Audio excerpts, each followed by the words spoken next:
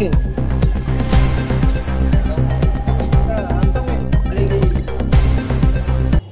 ইনফরমেশনের ভিত্তিতে আমরা একটা রেড করি।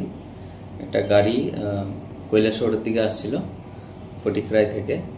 তো সিঙ্গিরবিল এরিয়াতে আমরা ওই গাড়িটিকে ইন্টারসেপ্ট করি এবং গাড়ি থেকে আমরা আনুমানিক 49 কেজির মতো ড্রাই গাঞ্জা পাওয়া যায় এবং আমরা সাথে সাথে ড্রাইভারকেও আমরা ডিটেইন করি এবং আগামী আমাদের যা নেক্সট লিগ্যাল অ্যাকশন, ওই লিগ্যাল অ্যাকশন আমরা যথাযথ নিই।